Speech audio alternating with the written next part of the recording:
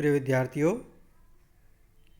आज का हमारा विषय है मैक्सवेल वोल्टेजमान स्टैटिस्टिक्स अर्थात मैक्सवेल वोल्टेजमान सांख्यिकी। आज हम मैक्सवेल वोल्टेजमान सांख्यिकी के बारे में अध्ययन करेंगे। यह बीएससी सेकंड ईयर थर्मोडायनेमिक्स विषय का टॉपिक है। देखिए, इसमें मैक्सवेल जो वोल्टेजमान सांख्यिकी है, इसको हम चिरसम्मत सांख्यिकी भी कहते हैं। और ये जो सांख्यिकी है वो पर्याप्त उच्च ताप व कणों के निम्न संख्या घनत्व के लिए लागू होती है। ये जो स्टैटिक्स है वो उसके लिए क्या हो, ताप उच्च होना चाहिए और कणों की जो डेंसिटी है वो कम होनी चाहिए, तो हम इस मैक्सवेल वोल्टेजमान सांख्यिकी को अप्लाई करते हैं। और ये जो मैक्सवेल वोल्टेजमान जो सांख्यिकी है वो ऊष्मीय साम्यावस्था में विभिन्न ऊर्जाओं में कणों के औसत वितरण को जो है रिप्रेजेंट करती है। ठीक है, तो मान लीजिए कि किसी निकाय में हमारे पास कैपिटल एन विभेद कण हैं, डिस्टिंग्विशेबल पार्टिकल हमारे पास हैं। इन कणों को हमें E1, E2, E3 ऊर्जा स्तरों तथा N1, N2, N3 संख्याओं में वितरित किया जाना है। यानी N पार्टिकल है हमारे पास और इन N पार्टिकल्स को हमें वितरित किस प्रकार करना है कि E1, E2, E3 and so on ऊर्जा स्तरों में, और कितने कितने पार्टिकल जाएंगे N1, N2, N3 संख्या में हमको वितरित करना है। अर्थात यानी E1 जो ऊर्जा स्तर में उसमें N1 पार्टिकल जाएंगे, E2 में N2 पार्टिकल, E3 में N3 particle and so on. इस प्रकार यदि हम IV कोष्टिका में या ऊर्जा अवस्था में Ni कणों को वितरित किया करें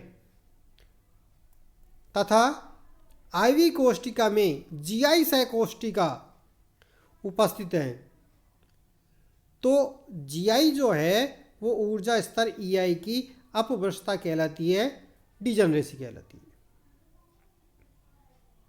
ठीक है, यानी जो IV कोष्टिका है, जैसे हमने 1 2 3 4 5 बना दी, 1 2 और ये 3 कोष्टिका, 3 कोष्टिका बना दी, तो मैं इसको अगर तीसरी को IV कोष्टिका कहूँ तो IV कोष्टिका भी और डिवाइडेड है और कोष्टिकाओं में डिवाइड है। अब ये जो कोष्टिकाओं की जो संख्या है वो Gi है और ये जो है वो ऊर्जा स्तर EI की अपभ्रष्टता कहलाती है। ठीक है, और ऊर्जा स्तर की जो अपभ्रष्टता है की जो कोटि है, हम उसको ऊर्जा स्तर का सांख्यिकी भार भी कहते हैं, स्टैटिकल वेट। ठीक है, अब ये जो मैक्सवेल वोल्टेजमान जो सांख्यिकी है वो निम्न प्रतिबंधों पर आधारित है। इस पर कौन कौन से जो प्रतिबंध हैं उनके आधार पर मैक्सवेल वोल्टेजमान सांख्यिकी को हमने अप्लाई किया है, वो देखिए। पहला है चिरसम्मत सांख्यिकी या मैक्सवेल वोल्टेजमान सांख्यिकी में सभी कणों को सर्वसम और विभेद माना गया है। यानी सभी जो पार्टिकल है सर्वसम में एक समान है, आइडेंटिकल पार्टिकल है, विभेद है, यानी उनको अलग अलग हम डिस्ट्रीब्यूट कर सकते हैं, अलग अलग पृथक कर सकते हैं, उस तरह के पार्टिकल हमारे पास है। ठीक है, दूसरा देखिए, चिरसम्मत सांख्यिकी में किसी कला कोष्टिकाओं में कणों या कला बिंदुओं की संख्या पर कोई प्रतिबंध नहीं होता है। यानी कला कोष्टिका में कितने पार्टिकल होंगे उस पर कोई प्रतिबंध नहीं होता है, कितने भी पार्टिकल उसके अंदर हो सकते हैं। तीसरा है संपूर्ण निकाय में जो कणों की कुल संख्या है वो सदैव नियत रहती है। यानी जो संपूर्ण निकाय है, पूरा सिस्टम है, उसमें पार्टिकल इन कणों की जो संख्या है वो नियत रहेगी, कुल कणों की संख्या। यानी कोष्टिका अलग अलग कोष्टिका में अलग अलग हो सकती है, लेकिन जो संपूर्ण निकाय है उसकी जो संख्या है वो नियत रहेगी। ठीक है, अर्थात n = N1 + N2 + N3 and so on, ये n तक चला गया। ठीक है, ये समेशन की फॉर्म में लिखना चाहें, समेशन i और ni, और ये क्या हो जाएगा, कांस्टेंट यानी नियत। ठीक है, निकाय जो संपूर्ण निकाय की जो कुल ऊर्जा है वो विभिन्न ऊर्जा अवस्थाओं में स्थित कणों की ऊर्जाओं के योग के तुल्य होती है। ठीक है, तो कुल ऊर्जा E इक्वल टू क्या हो जाएगा, E1N1 plus E2N2 plus E3N3 and so on. ये क्या हो गया, कांस्टेंट के बराबर। ठीक है, जैसे ऊर्जा अवस्था EI है, ठीक है, और इसमें Ni पार्टिकल है,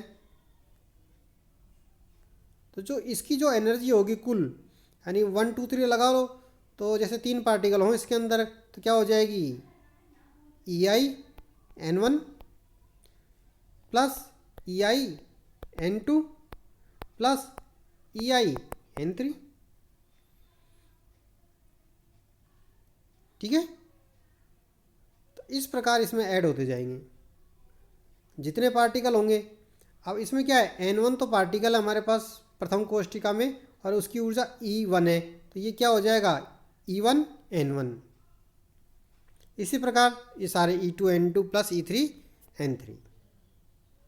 अब आके देखिए, हम जानते हैं कि जो थर्मोडायनामिकल प्रोबेबिलिटी है या ऊष्मागतिक प्रायिकता है, उसकी परिभाषा से हम क्या लिख सकते हैं कि n विभेद कणों में से N1 N2 N3 and so on कणों को क्रमशः E1 E2 E3 and so on ऊर्जा अवस्थाओं में व्यवस्थित करने के जो तरीके हैं वो क्या देती है, थर्मोडायनामिक प्रोबेबिलिटी से हम पता लगाते हैं। तो कितनी है, W1 equal two factorial N upon multiplication I factorial Ni।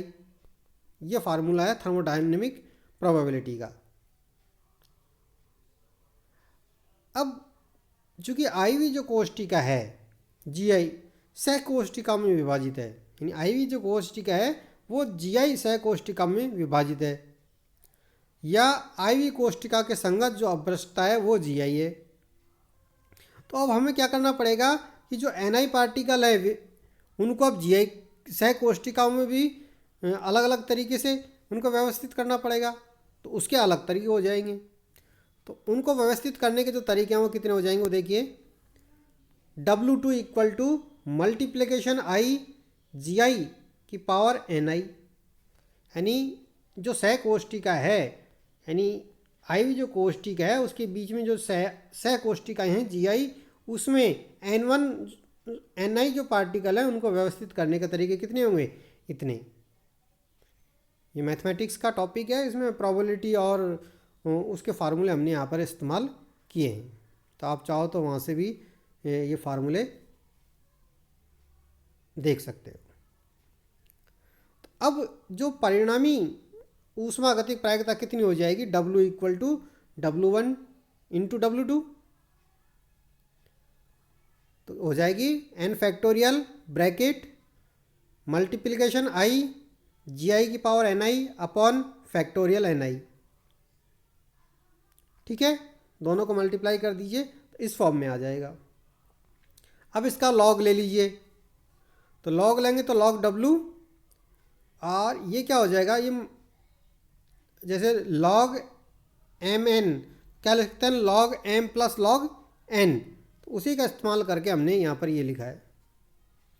ये मल्टीप्लाई में है तो लॉग फैक्टोरियल N प्लस, अब ये मल्टीप्लिकेशन में है तो ये क्या हो जाएगा, प्लस में चेंज हो जाएगा, log Mn equal to log M plus log N, तो उसी फॉर्म से ये समेशन में चेंज हो जाएगा और ये आ जाएगा हमारे पास मान। ठीक है, अब स्टर्लिंग सूत्र से इसका मान कितना होगा, लॉग फैक्टोरियल n का कितना होगा, n log n minus n।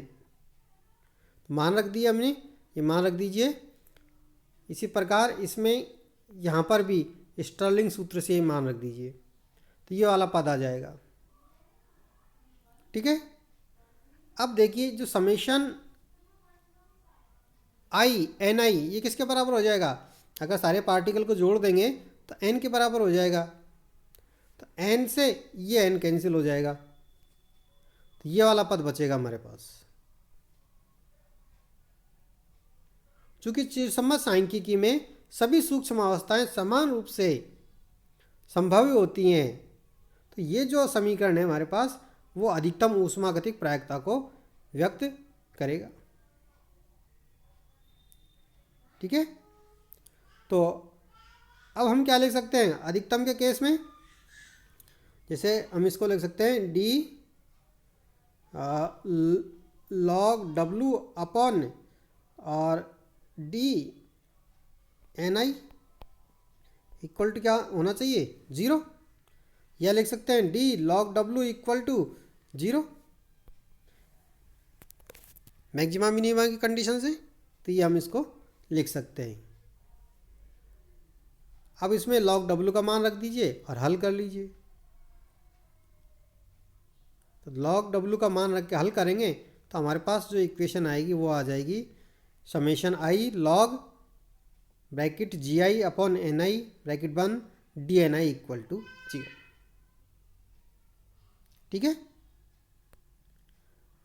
आगे देखिए मैक्सवेल वोल्टेज मान जो सांख्यिकी है उसके प्रतिबंध के अनुसार D N equal to summation I D N I equal to 0 और डी ई जो है summation I E I D N I equal to 0। इसको नाम दे दिए समीकरण 4, इसको समीकरण नंबर 5। जो हमने स्टार्टिंग में शुरू किया था मैक्सवेल वोल्टेज मान सांख्यिकी का टॉपिक, उसी से हमने ये प्रतिबंध निकाले। क्योंकि एन भी नियत है और ई भी नियत है, तो इसमें अगर चेंज करेंगे तो इसका मान कितना होना चाहिए 0। तो वो मान हमने यहाँ पर लिखा है। तो अब सॉल्व जब करना है इसको तो हम अनिर्धारित गुणांकों की लाग्रांज विधि का उपयोग करेंगे। और उसका उपयोग करते हुए हम क्या करेंगे समीकरण 4 को तो माइनस अल्फा से और समीकरण 5 को माइनस बीटा से गुणा करेंगे और समीकरण 3 में जोड़ देंगे। समीकरण 4 है उसको माइनस अल्फा से मल्टीप्लाई करना है, समीकरण 5 को माइनस बीटा से मल्टीप्लाई करना है और समीकरण 3 में ऐड कर देना है। तो जब समीकरण 3 में ऐड करेंगे तो ये इक्वेशन हमें प्राप्त हो जाएगी। ठीक है, समेशन आई ब्रैकेट लॉग इस छोटा bracket G I upon N I छोटा ब्रैकेट बंद minus alpha minus beta E I bracket बंद D N I equal to 0। ठीक है, या log bracket G I upon N I bracket बंद minus alpha minus beta E I equal to 0। या इसको हल कर लीजिए तो हमारे पास ये इक्वेशन आ जाएगी G I upon N I equal to exponential bracket alpha plus beta E I. ठीक है, आगे देखिए, या इसको हल कर लीजिए और हल करेंगे तो हमारे पास ये आ जाएगा एन आई इक्वल टू ए जी आई ई की पावर माइनस बीटा ई आई, जहाँ पर ए क्या है, ए है ई की पावर माइनस अल्फा। और ये जो समीकरण नंबर 6 है वो मैक्सवेल वोल्टेज मान सांख्यिकी वितरण फलन को व्यक्त करता है। ठीक है, अब आगे देखिए कि जो एन है कैपिटल एन वो क्या होता है समेशन आई एन आई। ठीक है, तो इसमें एन आई का मान समीकरण नंबर 6 से रखेंगे तो ये इक्वेशन आ जाएगी हमारे पास। या ए इक्वल टू कितना हो जाएगा एन अपॉन समेशन आई जी आई ई की पावर माइनस बीटा ई आई, और ये जो है वो है पार्टीशन फंक्शन जेड। तो ए इक्वल टू क्या हो जाएगा एन अपॉन जेड। तो एन आई इक्वल टू क्या लिख सकते हैं हम एन अपॉन जेड जी आई ई की पावर माइनस बीटा ई आई, जहाँ पर जेड कितना है इतना। ठीक है, और कण के किसी ऊर्जा स्तर ई आई कोष्ठिका में स्थित होने की जो प्रायिकता है वो कितनी होगी एन आई अपॉन एन। तो एन आई का मान रख दीजिए यहाँ से और यहाँ पर आ जाएगा एन इक्वल टू कितना है, यहाँ से लिख दीजिए ए जेड। ठीक है, तो ए से ए कैंसिल हो जाएगा तो बचेगा हमारे पास जी आई ई की पावर माइनस बीटा ई आई अपॉन जेड, और जेड का मान भी रखेंगे तो ये आ जाएगी। यानी किसी कण के जो ऊर्जा स्तर ई आई कोष्ठिका में स्थित होने की जो प्रायिकता है वो इतनी होगी। ठीक है, तो इस प्रकार हम मैक्सवेल वोल्टेज मान सांख्यिकी का जो है वितरण फलन ज्ञात कर सकते हैं और किसी पर्टिकुलर आई वी कोष्ठिका में कण के स्थित होने की जो प्रायिकता है वो कैलकुलेट कर सकते हैं। आगे देखिए, मैक्सवेल वोल्टेजमान सांख्यिकी की जो सीमा है, लिमिटेशन है, यानी ये जो मैक्सवेल वोल्टेजमान सांख्यिकी है कहाँ तक सक्सेस रही, उसके लिए देखिए। जो मैक्सवेल वोल्टेजमान सांख्यिकी है उसमें पार्टिकल सर्वसम विभेद चिरसम्मत कणों पर लागू होती है। यह परिकल्पना विभिन्न ऊर्जा अवस्थाओं में कणों की सांख्यिकी को पूर्ण रूप से व्यक्त करती है, परंतु निकाय की एंट्रोपी के संगत परिणामों को संतुष्ट नहीं करती है, जिससे गिब्स विरोधाभास कहते हैं। दूसरी है कि ये जो सांख्यिकी है, मैक्सवेल वोल्टेजमान सांख्यिकी न्यून कण संख्या घनत्व तथा पर्याप्त उच्च ताप पर ही लागू होती है, अदरवाइज ये लागू नहीं होती है। मैक्सवेल वोल्टेजमान जो सांख्यिकी में है में किसी क्वांटम अवस्था में कणों की संख्या पर कोई प्रतिबंध नहीं होता है, जबकि अधिकांश जो मूल कण हैं जैसे इलेक्ट्रॉन है वो पाउली के अपवर्जन नियम का पालन करते हैं। धातुओं में इलेक्ट्रॉन गैस की व्याख्या मैक्सवेल वोल्टेजमान सांख्यिकी के आधार पर करने पर सैद्धांतिक और प्रायोगिक जो परिणाम हैं वो समान प्राप्त नहीं होते, यानी परस्पर मैच नहीं करते। मैक्सवेल वोल्टेजमान जो सांख्यिकी है वो विभिन्न आवर्ती परास में फोटोन गैस के ऊर्जा घनत्व की व्याख्या करने में असफल रहती है, यानी इसकी कुछ लिमिटेशन रही, कुछ ड्रॉबैक रही, इसके कुछ कमियां रही इस मैक्सवेल वोल्टेजमान सांख्यिकी में। तो जिसके कारण अब हमें क्या करना पड़ेगा, इन कमियों को दूर करते हुए दूसरी क्वांटम सांख्यिकी के बारे में सोचना पड़ेगा, और वो जो सांख्यिकी है वो क्वांटम सांख्यिकी कहलाती है। और उसमें भी दो तरह की सांख्यिकी होती है, बोस आइंस्टीन सांख्यिकी और फर्मी डिराक सांख्यिकी। ठीक है, तो जो चिरसम्मत सांख्यिकी है या मैक्सवेल वोल्टेजमान सांख्यिकी है उसकी कमी को दूर करने के लिए क्वांटम यांत्रिकी का उपयोग किया। और आगे के वीडियो में हम क्वांटम यांत्रिकी सांख्यिकी के बारे में हम इसमें पढ़ेंगे। धन्यवाद।